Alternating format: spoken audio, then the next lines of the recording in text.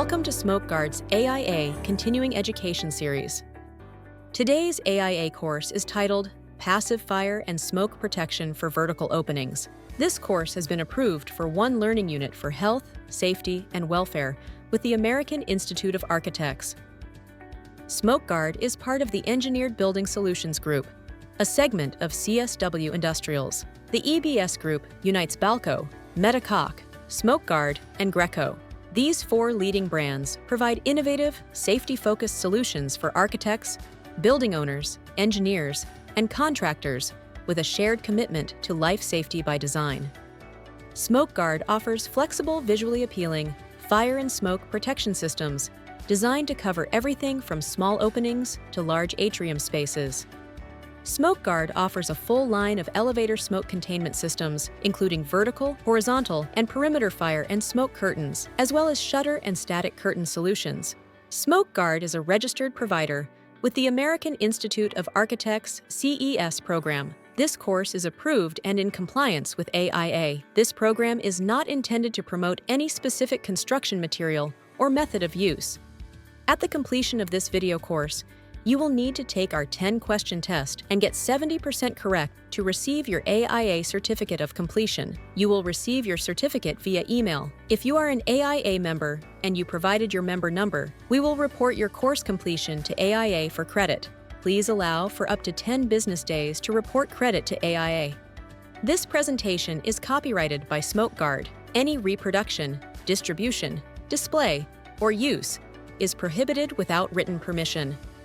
In this course, you'll learn how smoke moves vertically through buildings and explore code-compliant design options for protecting elevator shafts.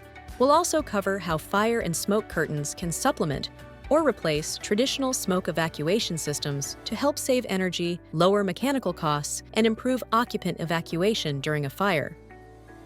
This presentation was pre-recorded by David Bauer. David is the Architectural Director for SmokeGuard. With that, let's turn it over to David. Okay, the first question, since the context here that we're talking about is fabric smoke protection, prior to probably 35 years ago, there really was no fabric, anything, smoke protection. It was all steel shutters all over the place. And up until about a dozen years ago, even if big curtains, it was all steel. So very recently. So this is a project that I did. This is actually the last project I ever did in practicing architecture. It was a cafeteria in a hospital. Now, a lot of hospital work. Hospital corridors are required to be smoke rated. That's not really something you need to worry about. No, well, actually you should. But in this case, that was my requirement, that this corridor wall had to maintain a smoke rating. And we have a big old 12-foot wide, 9-foot high opening in the middle of the wall, which is not going to stop smoke. So what do? I did what every other architect would do at the time. It was the only tool we had. But we all did it. We didn't complain about it because it was just what we did all the time. So I had to put a steel system in here. Not wrong, satisfied code requirements, but it was a big housing. It was about a 20-inch square housing. It was up in the ceiling.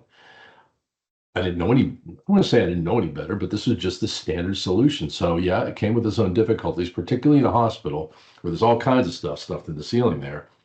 But we didn't have the luxury then of what we have now, and that being a system that right now we know we can put a 6-inch housing up in that ceiling instead of a 20-inch housing. We also know that it's lightweight and not heavyweight. We also know that the detailing of it is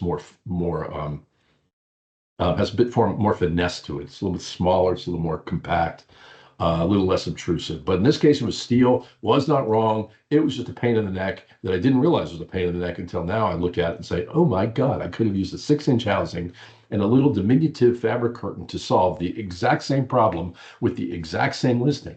So that's what fabric curtains bring to the table. Ease, simplicity, a little bit of grace with regard to the installation, and extremely forgiving with regard to space management within the ceiling space. A couple things before we get too far down the road. I'm going to color code things with these colors. If you see a rated wall in a plan or a section, it'll be using one of these colors. But there are 5 different types of rated walls in the IBC universe. The first are firewalls. They divide buildings into multiple buildings. Basically, they're big, robust, typically a duplicate structure wall. Fire barriers are pretty common, or very common. We construct shafts with them. Fire partitions are a corridor construction in certain types of occupancies. Smoke barriers, very, very common in hospitals. They're specialty wall. And then smoke partitions looks just like smoke barriers, except they say partitions. Well, what's the difference there? You just strip off the fire rating for the smoke partitions, and what you're left with is a smoke rating. So the wall construction themselves, the first 4 of these are fire rated, the last 3 of these are smoke rated. The wall construction themselves, you can construct a 1-hour fire barrier, 1-hour fire partition, 1-hour smoke barrier, and they're just 1-hour walls. And they could look exactly the same. The difference is when you get to the openings. So that's where it really changes. So for example, construction for a fire barrier could be identical to that of a smoke barrier. And then all of a sudden you get into the details of it and you look on the door schedule, the door is different. That's where it comes in. So in that 1-hour fire barrier, you'd have a 45-minute non-smoke rated wall. And in that 1-hour smoke barrier, you'd have a 20-minute smoke rated opening in that wall. So that's where the big difference comes in, is in the openings. And then the big limitation that we run into all the time, just did on a project about an hour and a half ago, as a matter of fact, you cannot have an opening in a firewall or a fire barrier any greater than 25% of the total length of the wall. So if you have a fire barrier, you have a 100-foot wall, you can only have a 25-foot opening. 80-foot wall, 20-foot opening, that's your limit. There are exceptions. They're very limited. They're only in one specific application. So we won't even address that right yet, but fire partitions, smoke barriers, and smoke partitions, coincidentally, they're all smoke rated, and coincidentally, they all have unlimited opening size. So again, that same 80-foot wall, if it's a fire barrier, you're stuck with a 20-foot total openings. But if it's a smoke barrier, well, now you can have 99, or in that 80-foot wall, you can have 79 feet of openings if you want. And we do that all the time, particularly in hospitals. So keep in mind those wall types. You're going to run into things on drawings that are going to say something to the effect that 1-hour smoke firewall or something like that. Watch your terms. These terms are not interchangeable. These are very specific terms that refer to something in the code, and they bring on, once you've identified that as a certain type of wall, it brings on the requirements for that. We get this stuff wrong all the time, though, and you're going to see a lot of like 1-hour smoke partitions. Well, there's no such thing. So terms are often going to be incorrect. It's worth going through it and understanding what the type of wall actually is. So just kind of a prerequisite, some base knowledge before we get too deep into this. So we've identified 5 different types of ratings, or 5 different types of rated walls. However, you can have combinations. So for example, if you have those 2 blue walls that define that corridor, and let's just say, for the sake of argument, they're smoke rated only. And adjacent to that, you have a shaft, elevator shaft, stair shaft, whatever you want. And it's constructed with fire barriers. And say those are 2-hour fire barriers. And that north wall of that fire barrier enclosure, that wall is contiguous with the smoke rated walls of the corridor. So here's the question. What is the requirement for that wall section that's in that dashed in box? The answer is not that you have to determine which is the more restrictive of the 2. That's not the answer. The accurate answer is you have to satisfy both requirements. Now, this seems really, really elemental.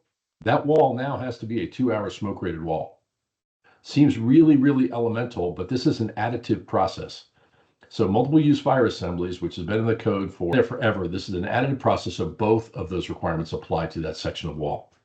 We see this sign a lot outside of elevators. Why do we see this sign? If the presumption is that when the building goes into alarm, the elevators go out of service or into phase 1 emergency recall, why would we ever need to put this sign there? The elevators aren't even available.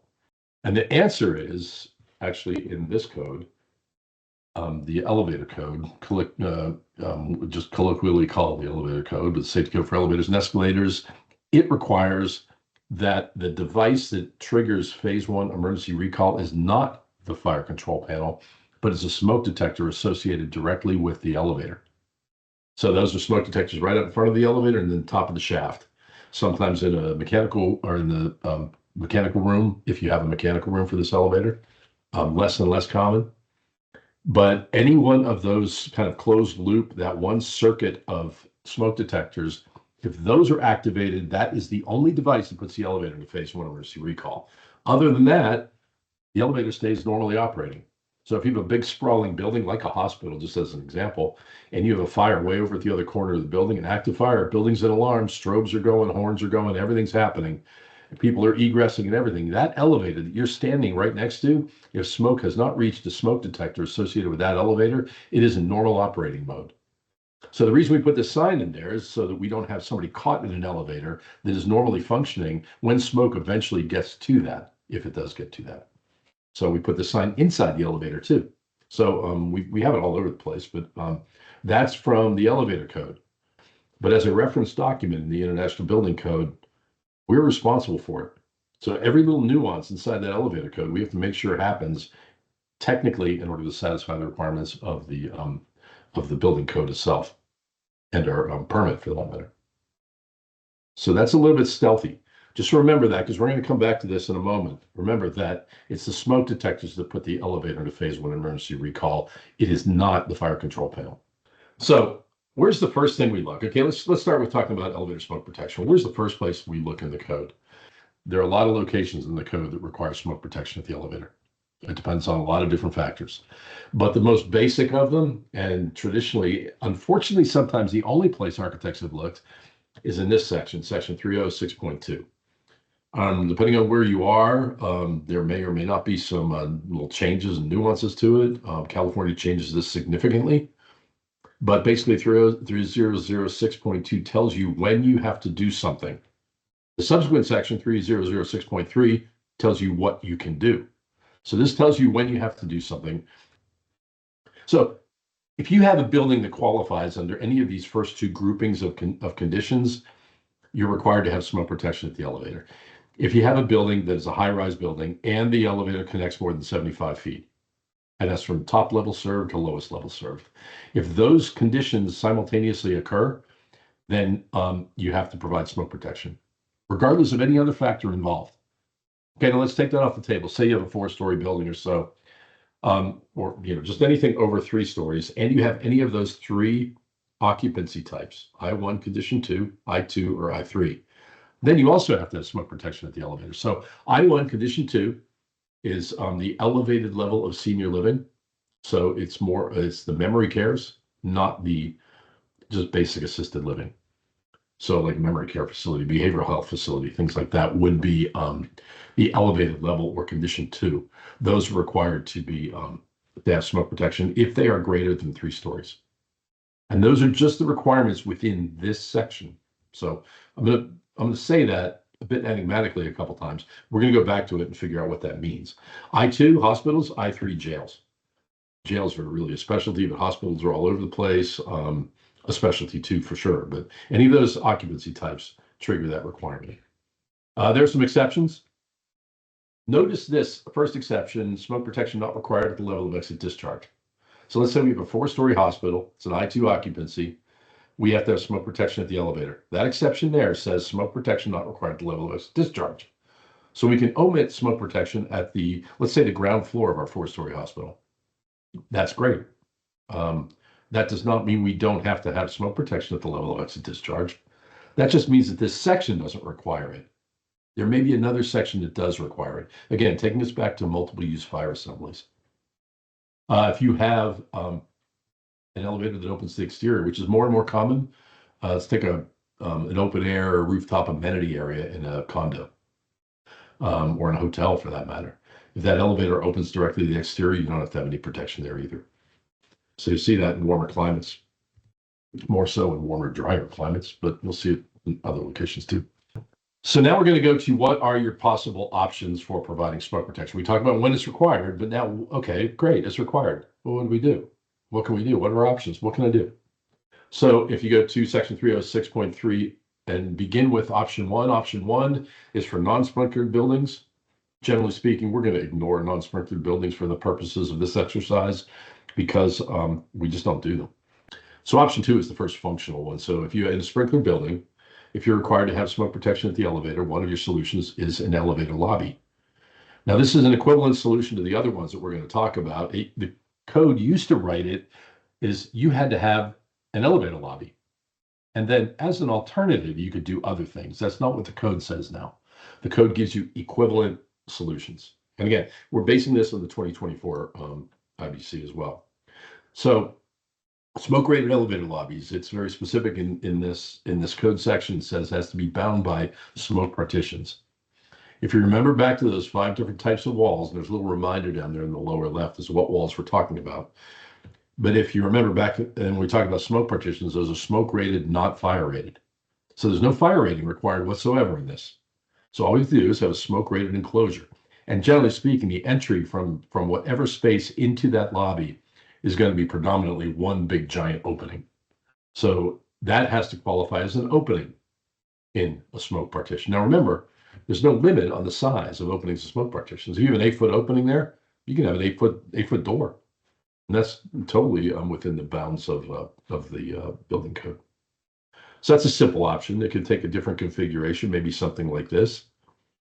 Elevator lobby is one of the only spaces in the code through which you may pass on your path of egress. You can do this. Be very conscious if you do this, because a lot of times we're going to see projects where, well, let's just put it in an elevator lobby. It's just easier. It's cheaper. It's simple. Well, yeah, if you ignore the details, it is. But if you really start looking at the details, there are a lot of things you need to pay attention to and a lot of specific conditions that you have to accommodate. So notice in this, you may have to pass both ways through the lobby on your path of egress. Not uncommon. We see this in hotels all the time. So how do we accommodate this? Well, first of all, the doors have to accommodate that. Let's look at an example. So what's wrong with this picture? Kind of a generic hotel. We see an exit sign down at the far end of the corridor. We know that intuitively there's an exit sign behind us because this has to have 2 means of egress. So it's just a linear corridor passing through the elevator lobby. Totally code compliant, except for some details. The concept is code compliant. What have they neglected to accommodate in this case? May or may not see it, but look at the near doors right in front of us. They're swinging in our direction of egress travel. So as we go to that exit sign at the far end, we're passing through those doors and they swing in the direction of travel. There's panic hardware. They look good, look like they're held open on magnets. Everything looks fine. But when you get to the second pair of doors through which you have to pass, they swing the opposite direction. Okay, so a simple solution maybe isn't quite so simple anymore. So those doors, from this perspective, have to swing the other way. But wait a second. What if you're on the other side of the lobby? Then they have to go this way. So the answer is you have to have biparting doors. They have to swing in both directions. So how do we accommodate that? If you look at the far right-hand door in the far end of the lobby, in the right-hand corner, that one is swinging towards us. If we had that swinging the other way, that would accommodate our egress path. But again, the simple solution may not be so simple because that door is now opening in front of whatever that opening is off to the right. Well, is there somebody back there?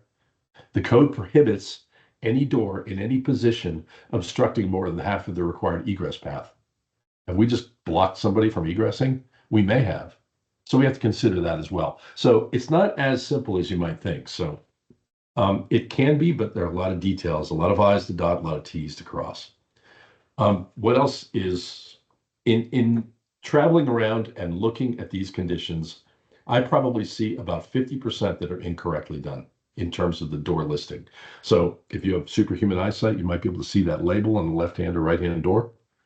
And if you don't, let's zoom in a little bit just so we can take a look at it.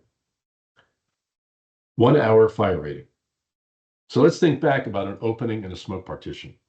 What does that door have to have as its listing? Smoke rating. Does it need a fire rating? No, because it's in a smoke partition. It's only smoke rated. So the requirement here is that we have to have an S label door that doesn't require a fire rating. It can have it. That's not wrong. It probably will, as a matter of fact, but it's not required. It does have to have a smoke rating. So they gave us a 1 hour door. We need a 0 hour door. They didn't give us a smoke rating. We need the smoke rating. This is a really, really common mistake. I bet next 10 doors you look at like this, just notice the label. And you're going to find a lot of mistakes. The label can be on top of the door too, by the way. I didn't know this until about 2 years ago, and I thought I knew everything, which of course nobody ever does. And then a fire protection engineer told me that, and it's like, when you hear something that's really elemental like this, after you've had several decades in your career, you feel kind of sheepish after you realize you didn't know this, but I didn't know this. So the label can be on top of the door. So just to give you an example, I used to walk into my dad's senior living facility not assisted living, just regular lower level of senior living. It's basically just a resident. It's basically an apartment building in terms of the code requirements and the function of it. And every time I walk by the spine of the door, I never see a label, and it annoyed me to no end. And then one day I walked in and I felt the top of the door, and there was the label. So, of course, you got to ask yourself, is this a valid label? And the answer is no. This is not. This is an unlabeled, unlisted door. Once you obscure the label or damage it or in any way, you've obscured the listing. It is now officially unlisted. So you can't paint over the label. This is also the only time a painter has ever painted the top of a door, pretty sure. So if you took that elevated lobby, we're going to move on to the next solution that's available to us, additional doors. If you took the lobby and distilled out all that superfluous square footage and distilled it down just to its only essential requirement, that being providing that smoke protection at the elevator door, you end up with this. We have an elevator door that's already fire rated. We know that. We're just adding the adjunct of a smoke rating to it. So an additional door. Now, if you're visualizing that in your mind as being something like this, you could be right. Not pretty. And once again, a simple solution isn't so simple. Because although additional doors, you think, oh, I just put an additional door in front of the elevator door, done. Well, not so much. Because the whole reason for putting it there is to stop smoke. So do we have an S label on this door? I don't know. I probably should have looked at that label when I was in this building. But what other complication do we have here? We have to comply with the elevator code. Since we are on the threshold of the elevator, this is in the purview of the elevator inspector. So that elevator inspector might walk up and say that you've done something that violates the elevator code. It's really valuable to know what's in the elevator code. Even though we don't really do elevator stuff per se, it's really important to know what's in there. And I'll tell you, there are only a couple things that we need to know from an architectural perspective. One is that any door in front of an elevator has to have visibility through it. The elevator code doesn't get any more specific than that. And if you do a lot of work in California and you've never heard of that, well, that's because it doesn't apply in California.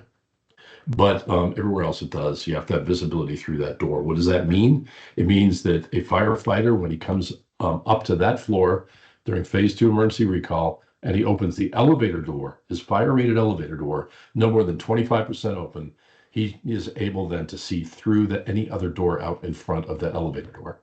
So this has to have maybe a half light or full light or something, but some means by which they can see out from that position. So that's pretty critical. One other thing that's really important to know, and this is directly in the building code, so there's no saying, well, it was in the elevator code, it's kind of hidden. No, this is really right there.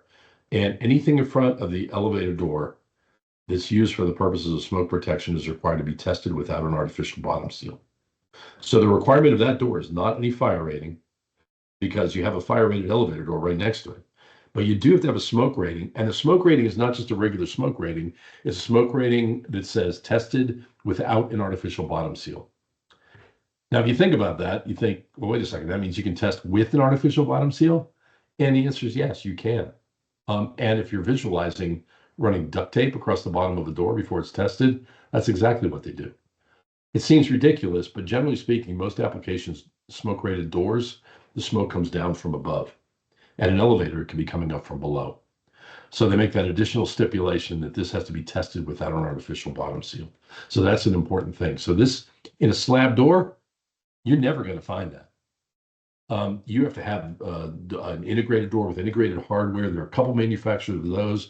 You have to have some other system by which you do that. But a regular old cheap slab door, once again, the simple solution isn't so simple. So if you think you just hang a door there, just get your door guy to put a door there, no big deal. Well, it's not going to have an artificial bottom seal. It may not have a light through it, so you can't see through it. It has to have an S label, doesn't have to have a fire rating. So you got to get those details right. And then you see details like this. And I don't know if you've caught it yet, but there's a flaw in this one. I don't know what the label is on the door. But it's got to have a closer. Does this have a closer? Yes, it does have a closer. It's not hooked up, but it does have a closer. So, maybe humorous a little bit, but this kind of thing happens all the time. All right, another option with exceptions is elevator shaft pressurization. It's pretty popular in the Pacific Northwest. It is pretty unpopular in California and Texas and out in hospitals. And when I say unpopular, it means you can't do it. There are reasons for that. There are different reasons in each of those two states, but you can't do it in those two states. And if you consider the fact that California and Texas added together is probably 20-25% of the country, that's a big chunk. So shaft pressurization, what is it? It's really two things. It's a conglomeration of parts that allow you to pressurize the elevator shaft so the smoke can't get into it. And it's also a shift of liability from the manufacturer of a solution to the architect. Because as an architect, if I'm putting a shaft pressurization in there, even if it's my mechanical engineer specifying the parts, it's in my contract. It's my responsibility. It's my stamped documents. So he puts a fan unit on there. He puts some ducts in there. He puts some sensors in there. He puts some other things in there. All that stuff is a bunch of different parts. That the shift of liability goes predominantly to me as the architect, not to ABC shaft pressurization manufacturing company. So other solutions will absorb that liability from an architect to a significantly greater degree than shaft pressurization will. This is an example. Again, anything that's underlined, like I mentioned, if you click on that, that'll take you to that newspaper article in this case. But this is a 9-story building. It's on the easier end of what you should be able to do with shaft pressurization, and they failed their test. So they built this, they bought the equipment, and they couldn't make it work. This is not the only time that's happened. Here's another example of that having happened. This is a 12-story building in Detroit. This one was built about 13 years ago. And that, if you click on that underlinked O'Brien Construction, will do a little narrative of what happened. But essentially, they had shaft pressurization specified as their solution, and they couldn't make it work. So they got to their CO. They got delayed 30 days because they couldn't make it work. Delayed 60 days because they couldn't make it work. And when they got to 90 days, they finally said, okay, we are not going to get this to work. Let's go to plan B. So they did that. So plan B, in that case, on that project, were smoke protective curtain assemblies. And the first ones of those went in, I don't know, about a week and a half later, I think, if I recall correctly, and finished the job shortly after that. In the 2024 IBC, they've added a new option number 5. Prior to the 2024 IBC, this was rolled into additional doors. So it was still there. It was just a different category, but they've become so common now that they've been rolled out into their own separate sections. So they're now smoke protected curtain assemblies. You'll see it in some other locations under slightly different terms. But smoke protected curtain assemblies is what you're going to see in the 2024 code. Just a quick note, the state of Florida adopted this separately. So they have it in there even prior to having adopted anything based on the 2024 IBC. So they've got it too. So that was a whole separate path where they came to the same conclusion. Basically, that conclusion is this is so common that and so well established that we're going to put this in as a code solution. So what does that look like? That looks exactly like the image we have for additional doors. The reason is the solution is exactly the same. You're putting the S-label system, the smoke rating, immediately in front of the elevator doors. So it looks like this. There are 2 basic families of these systems, and this is the one that's been around for a long, long time, 30 plus years, and it really hasn't changed much. So this is a magnetic-based smoke protective curtain assembly. It adheres to either the jamb or an auxiliary rail with flexible magnets. This has been around for a long time. So this is very simple, works by gravity. It's in many cases virtually invisible below the ceiling plane. Very simple device. Accommodates the elevator code, because remember, we have to have visibility. And you have to have egress through this thing too. And it accommodates egress in a multiplicity of ways. It has a button that rewinds it, but it also has a manual way of getting through if that button were to fail or the power's out or any other number of things might happen.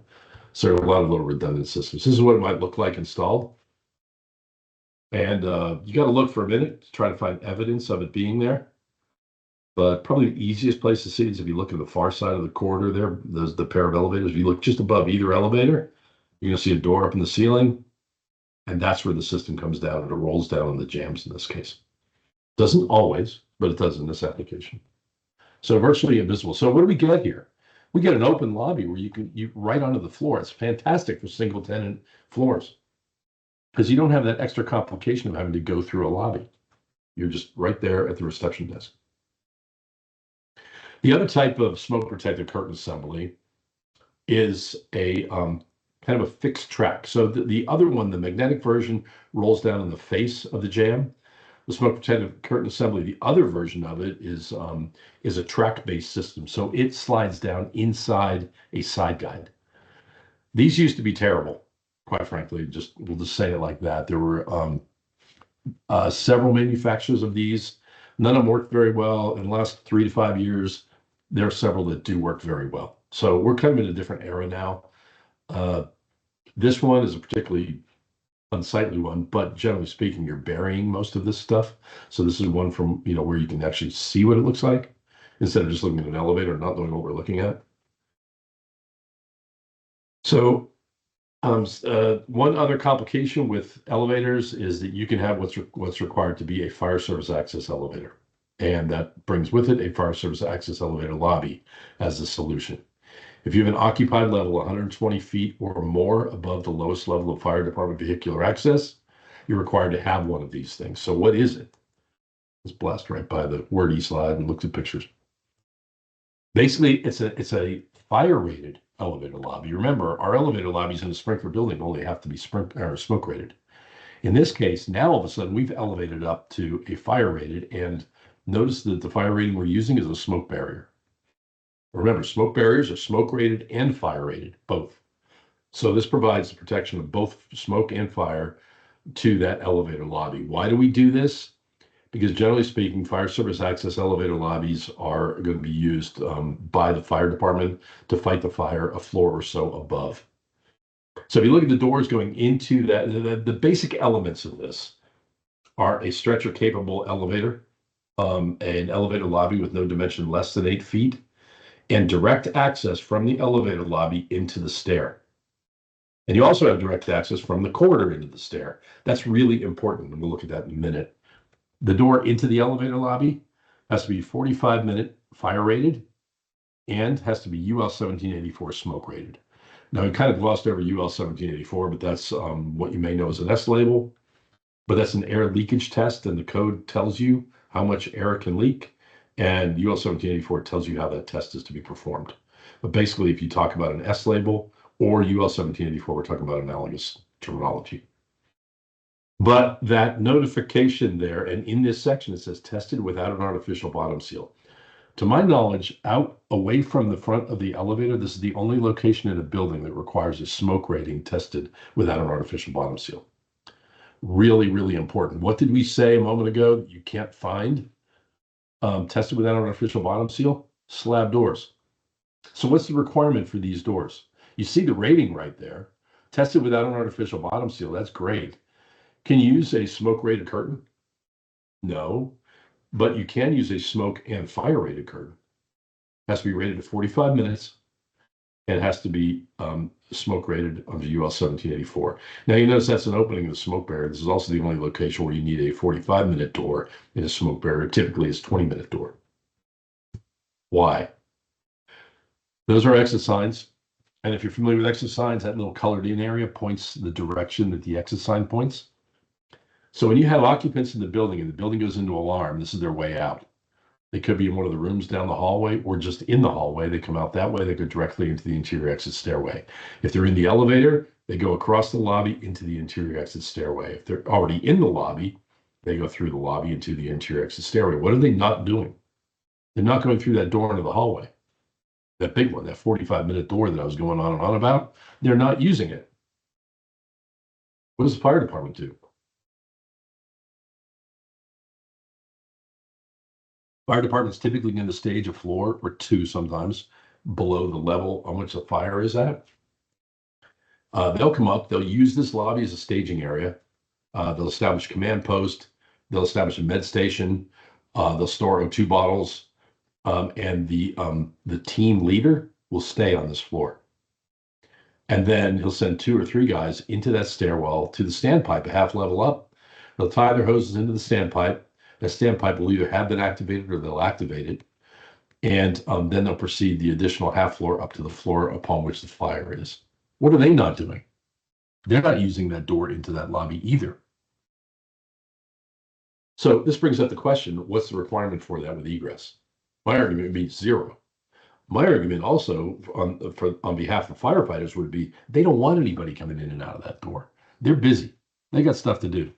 So they don't need anybody going through their control area. Any other occupant of the building should be going directly into the stair and downward, not going through the lobby that they're now using as a command post. All right. Earlier mentioned that the only section, not really the only section, but the predominant section in which you're going to find smoke protection requirements of the elevator is in section 3006. Well, we got another section coming at you now.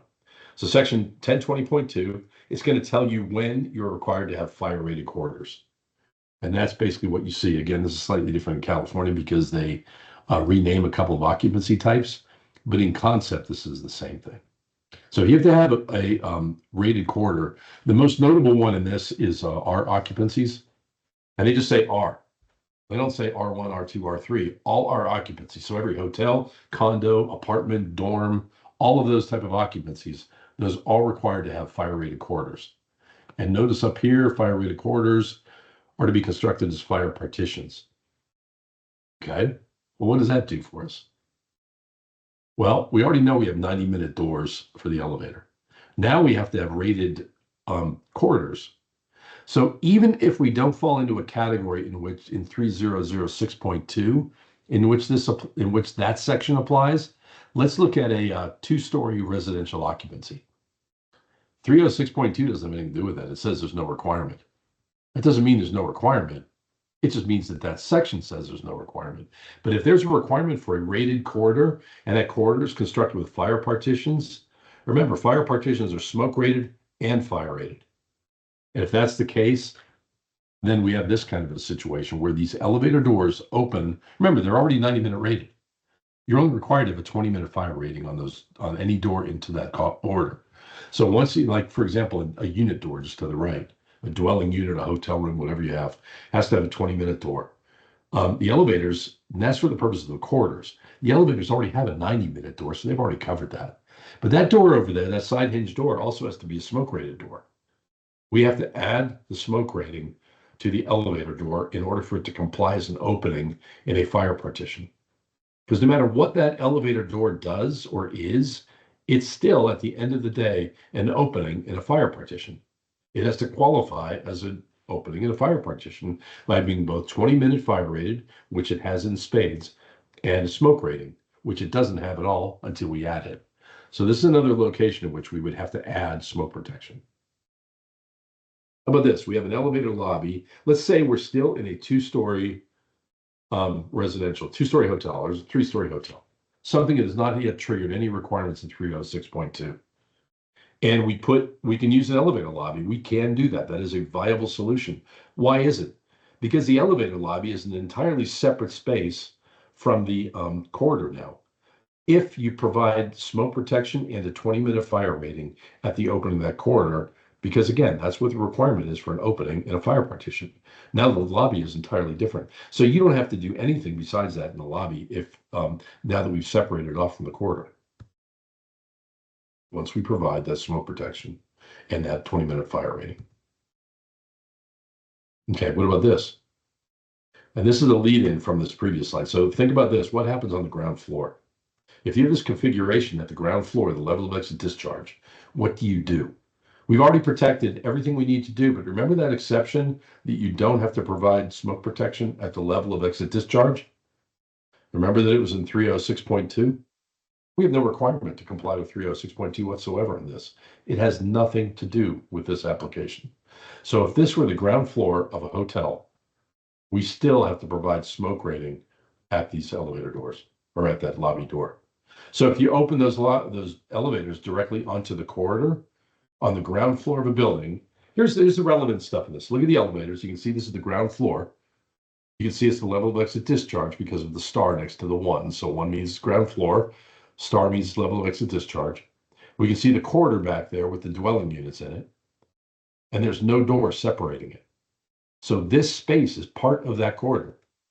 You can call it whatever you want. It's still part of the corridor because it's not separated from it. So you still have to provide smoke protection on those doors, even on the level of exit discharge, because there's no separation here at the scene where the tile changes the carpet over there. Now, if the architect had put in fire and smoke rated doors there, you can make the argument that no, you have a corridor back there, and then this is not the corridor, this is a different space. So that would be a different situation, but that's what we have here. So what's wrong with this now? They did provide doors, additional doors in front of the elevator. That's great. But what have they failed to do? Well, I thought this was unlabeled. I promise you I'm going to go back to this hotel and find out if it's actually unlabeled. But at the time I did this slide, I didn't know if it was, I assumed it was unlabeled. Now we're going to have to put it in the category of, I don't know if it's labeled or not. That label could be on top of the door. But we don't know that from this picture. We have the visibility on these doors in front of the elevators. Another problem. Let me throw one more thing out there. A door in any position cannot obstruct more than half of the required egress width. Seeing as how we have that white piece of furniture down in the lower right-hand corner, does that door infringe upon more than half of the egress width? We don't know the answer to that, but we know that the answer is probably pretty close. And that furniture sitting there almost certainly was not there in the permit documents when the AHJ actually looked at it and measured to see if it would be okay. So we have a very likely bust in that situation. I can't tell you that we do, but it looks like we may. It'd be something to put your eyes on and really consider for a moment. Okay, buildings with smoke compartments. I'll blast through this pretty quickly, but there's 4 types of buildings that all require smoke compartments: hospitals, jails, the elevated version of senior living, and ambulatory care facilities. All of those are required to have smoke compartments. Smoke compartments are separated by smoke barriers. The purpose of a smoke compartment is so you don't have to egress people out of the building necessarily. You can just move them to another smoke compartment. So notice all of those occupancy types include people which either may not be capable of self-evacuation, or in the case of I3s, jails, you really don't want to be able to self-evacuate, where they'd be doing it all day long. I1 condition 2, memory care. These people will hear an alarm go off and think it's a bird in the background or something like that. Their disassociation with reality is to the point where they can't self-evacuate, which is why they're in a different category. Hospitals, ambulatory care, you have somebody in surgery, they can't self-evacuate. So all of these things have to have smoke compartments. And smoke compartments can't be collective across different floors. Each one has to be unique to a floor. You have to have at least 2 per floor. There's a maximum size and some other particulars. So you have to watch out for that.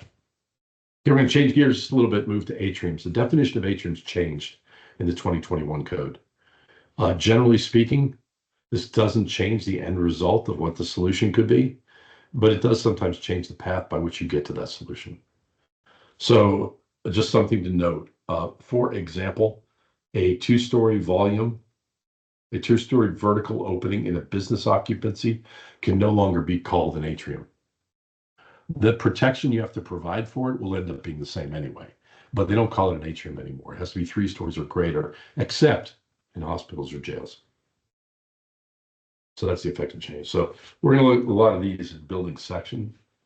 So the first thing in enclosure of atriums, the first thing it says, there are really 2 subsections in the atrium section. Atrium section is 404, and there are 2 subsections, 404.6 and 404.5, and I'm going to tackle them in that reverse order. 404.6 tells you what you have to do to enclose an atrium, and 404.5 tells you what you have to do to provide smoke control. So 404.6, first thing it says is you have to separate atrium spaces from adjacent spaces by a 1-hour fire barrier. Okay, well, that's not good. Remember fire barriers? Remember we're limited to 25% openings in a fire barrier? If we have to enclose this atrium with fire barriers, that's what we end up with. Little tiny openings in a big giant wall. So it's not a great solution. However, always read the exceptions. There's an exception available to you that will let you change that to sprinkler protected glass. And the wording says that it will be sprinkler protected glass forming a smoke partition. So if that's a smoke partition, how is that different from a fabric curtain that is smoke rated that qualifies as an opening in a smoke partition? The code says smoke partition. And I will tell you, the code does not italicize words and use terms like smoke partition that are defined in the code. They don't use it casually. When they say smoke partition, they mean smoke partition specifically. So if you go to the requirements for an opening of smoke partition, smoke-rated fabric curtains can very specifically qualify as an opening in a smoke partition. It is not the prescriptive solution they mentioned in the code. Technically, I suppose it's an alternate method, but it is about as easy an alternate method as can ever be. So you can provide smoke partitions. So you have that option too. So instead of fire barriers, we can go right to smoke partitions. That's a big improvement right there because we can have 99.9% openings if we want. And then exception 5 lets you leave 3 floors unenclosed to the atrium. Well, okay, we had a 3-story atrium, we have nothing. But in this 4-story atrium, we just have to leave 1 enclosed. So we've gone from the 3 floors being enclosed, the whole thing being enclosed by fire barriers, to only 1 floor in this 4-story atrium being enclosed with smoke partitions. Big improvement. And that opening can be almost the whole thing. Another great application for smoke-rated curtains. And it would only be smoke-rated curtains in this case. But you can do almost that entire opening in a smoke-rated curtain. Okay, you have to provide a means of smoke control. So section 405, that's all there was for enclosure, by the way. So we have to provide a means of smoke control. So how do we do that? And what does that mean anyway? Well, section 404.5 just says that you have to install a smoke control system in accordance with section 909. Nowhere in 404.5 or 404, and nowhere in section 909 does it say that that has to be a mechanical system. Nowhere does it say it has to be a mechanical smoke evacuation system. There is no requirement for it to be active in any way. It can 100% be a passive solution and is done all the time. So what does that mean? Well, let's look at some options here. So here we have the same atrium we already had. Our enclosure has been satisfied with that 1 separation. It could be a mechanical smoke evacuation system. That's not wrong. It's just not the required solution. But if we did that, you have a situation like this where you have to keep smoke 6 feet above any surface required for egress. So you have to have a big enough fan to keep the smoke from getting down below that red line. Okay. Pretty expensive because we have to get makeup air in there too. Where's the makeup air come from? I don't know. A bunch of different places. You can have doors on operators, windows on operators. I've seen it come in through areaways in the floor. I've seen it come in through ducted systems. There are a lot of different things you can do, but I will tell you right now, you need a significant volume of it because whatever volume of smoke you're pulling out of that space, you're introducing the same amount of fresh air. So it's a lot of air coming back in. So what can we do about this? This is expensive, it's intrusive, and it may be impossible. We may not be able to get that much air in there. So what do we do? Well, we only have to have 1 floor enclosed on this 4-story atrium. So why in the world would I add another floor? I'd spend more money on fabric curtains. Why do I do that? It just costs more money because it saved a lot more money on mechanical system. Generally speaking, market studies have shown that the ratio is about 3 to 1. Spend $1 on a smoke curtain, save about $3 in mechanical system. That's about the ratio. Well, okay, it's a good idea. Let's keep it going. What if we added curtains to another floor? Same's true. We're still saving. You put $70,000 in curtains in there, you're going to save probably about $210,000 in mechanical systems. And remember, it's not just the exhaust system pulling it out, it's getting the makeup air in. And then sometimes you have a situation like this. This is the University of Mississippi Medical Center School of Medicine in Jackson, Mississippi. It is a 5-story building.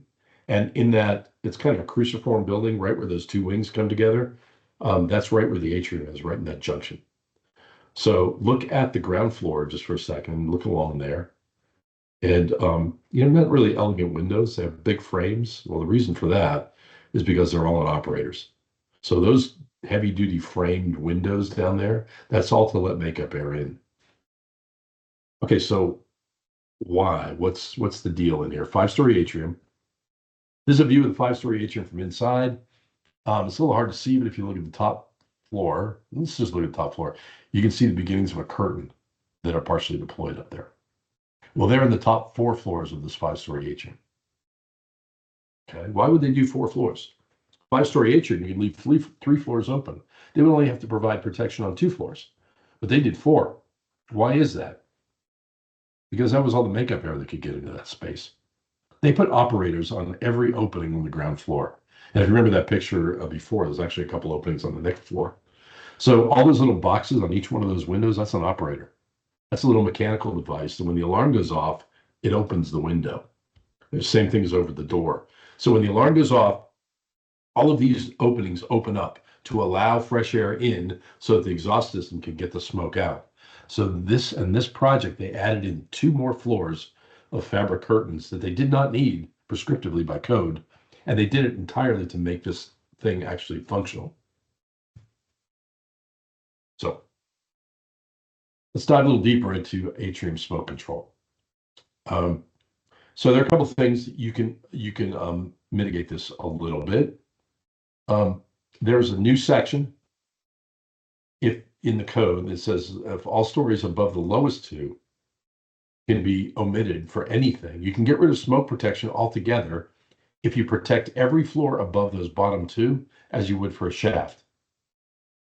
Well, that's pretty good, because if that smoke evacuation system cost $1 million, well, we just saved $1 million. Well, maybe not quite $1 million, because we have to provide shaft enclosure above the 2nd floor. So what does that mean, though? Let's look back at the same atrium we've been looking at. We satisfied our enclosure requirements. Now we're going to satisfy the requirement for smoke control, or the option to omit smoke control altogether. And we're doing that by constructing everything above the 2nd floor as a shaft. What does that mean? Well, that means that all the walls have to be constructed as fire barriers. That means you have a limitation on openings. You can't do any more than 25%. But if you construct it as a shaft, the requirements for a shaft say you can't have any openings in there that aren't for the purposes of the shaft. So there's still a question as to whether you can even have these openings. Every damper going into that space has to be fire rated. There's no requirement, ironically, for smoke rating, but you've got tiny little openings, and we're back to this again. It's that solution that tells me why we just never see this. Okay, so what is passive smoke control? Right now we're showing that same atrium that's enclosed. We've already gone through the exercise of understanding why that enclosure is all you need for enclosure. But what about smoke control? How in the world can we provide passive smoke control? Would this do it by itself? Probably not. But if we provide 2 more floors of smoke-rated fabric curtains, what have we done? We've created a situation where there is no connection from floor to floor. If I'm smoke, I don't know this is an atrium. I just think it's 1 floor with a tall space. But there's nobody up there. There's no connection to any occupants. So we have separated out this entire thing. This is a passive smoke control system, and it was fairly common 5, 6, 7 years ago. Now it's tremendously common. So you will see this all the time if you look around. Talk about one more kind of family of things that we can do here in atriums. We'll talk about horizontal systems. If we put a floor across this 4-story atrium, again, same atrium we've been looking at. If we put a floor across there, it's an extension of whatever the construction is of the building. We legitimately have 2 separate 2-story atriums. Or by the new definition of atriums, if this is a business occupancy, they're not even atriums anymore. We'd have to call them 2-story openings or something to that effect. So if these are 2-story volumes, it's not an atrium. There's no requirement for smoke control at all. This is the whole solution right here. We don't have atriums anymore if we put a floor across there. So it's really not much of an atrium, though. So what can we do to make this more atrium-like? Well, in the code, there's only one thing that defines itself as an opening in the horizontal plane. And let me say this separately. That's what's in the code. In the construction universe, in terms of horizontal devices, you have a floor, ASTM E119, like we just saw, a structural floor slab. You will see NFPA 288 as an opening in that structural floor slab, and you will see something called UL10D. Those are the only 3 things in the whole construction universe that are defined in the horizontal plane. The first ASTM E119 is a floor. So we see those all over the place. NFPA 288 is a floor, a roof hatch, and UL10D is an operable fabric curtain. So NFPA 288, what is unique about this? NFPA 88 says that you can just have a floor that extends across there, put an opening in there. It has to be load bearing and it has to be thermally resistant in addition to being fire endurance tested. So that just means if you stack boxes on it, they're not going to combust, or if you walk on it and there's a fire down below, you won't combust. It's essentially, in terms of protection, the same as a floor. Okay. So what about UL10D? What does that buy you? Well, what does UL10D not have? Has the exact same fire endurance test, no difference from NFPA 288 or ASTM E119. Fire endurance test is identical. Same temperature, same duration, everything. What it does not have is thermal resistance. So when heat comes up to the underside of that, like NFPA 288, the heat can radiate through. But what's unique about and it's not load bearing either. So those two things, and they're related. So if it's not load bearing, you can't put something on it, you can't walk across it, you can't do any of those things. But the thermal resistance would have combusted something that's not there. So you see these in atriums because they maintain a guardrail around there, so you can't go out there anyway. So there's a prohibition to getting out there. By the way, one more thing on this topic. You'll hear every now and then reference to a horizontal device being host stream tested. It's not. There is no host stream applied vertically to a horizontal device. Nowhere, anywhere, in any standard, in any listing, anywhere in the construction universe. It's just not there. So if somebody says that, well, UL10B system, the horizontal plane has a host stream rating, it's like, yeah, that's true, except there is no horizontal UL10B at all. It just doesn't exist. So UL10B, NFPA 288, and ASTM E119 are the only three things you got. All right, we're going to wrap up a couple topics here. What are some things that are cousins to atriums that might be useful, particularly in context of fabric curtains? Well, two-story openings is one of those. You can't do it in the I2 or an I3. Notice I2 and I3 is also smoke compartments. But otherwise, there are a couple of rules you have to live by. And you can't connect more than 2 stories because it's kind of hard to call it a 2-story opening. It's 3 stories. And it can't be open to a corridor in a group I or R occupancy. Do y'all remember a couple slides back what was unique about I and R occupancy corridors? They're fire rated and smoke rated. So let's look at this. So if you have a 2-story volume, we cannot any longer call this an atrium unless it's in a hospital or a jail. And then we have to have some kind of smoke protection. But in a business occupancy, we can do this. What about an R occupancy? What about that corridor? Remember we mentioned the corridor? What do you have to do to that corridor? Can you do this? Can this 2-story open be open to that corridor in an R occupancy? In a B occupancy, it can be all day long because there's no rating required. But in an R occupancy, you have to have a rated corridor. But remember, that corridor is required to be constrained with fire partitions already. So you already have a separation that's required there.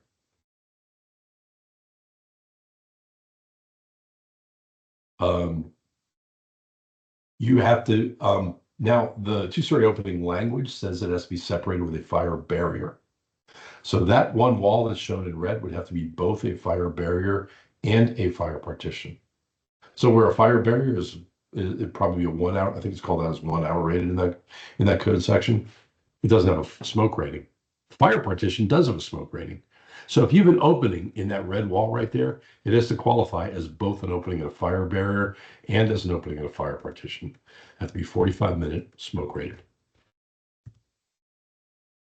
Exit access stairways and ramps. Exit access is basically defined as anything in the building where people are that is not part of the exit process. So if you're in a building and the alarm goes off, you're in the exit access portion of the building. In other words, you're trying to access the exit. Once you go into the stair, you're now in a rated protected environment. That's part of your exit process. So exit access is just a fancy, overcomplicated IBC type word that just means end everything else in the building. So you can put a stair in a building that isn't part of your egress exit system, but you can have a stair connecting, say, 2 floors of a business occupancy. You can't do this in an I2 or I3. There are a lot of limitations on I2 and I3s, mainly because of smoke compartments. But you can leave an exit access stairway connected without being enclosed. So what does this have to tell us about anything with regard to atriums?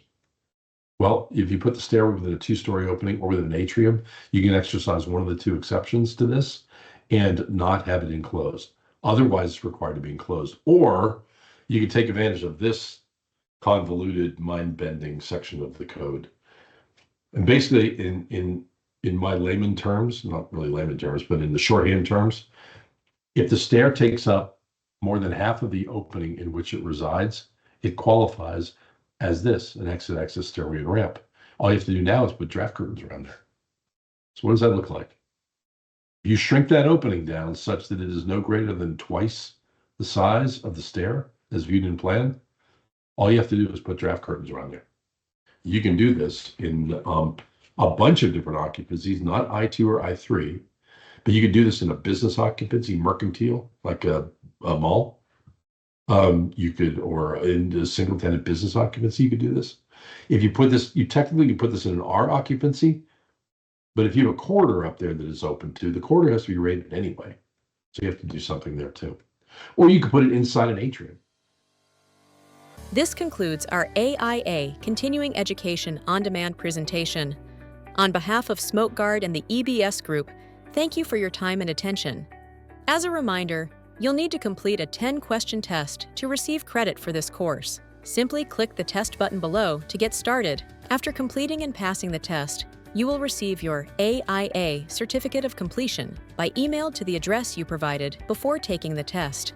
If you're an AIA member and you provided your member number, we'll submit your credit directly to AIA on your behalf. Please allow up to 10 business days for your credit to appear on your AIA transcript.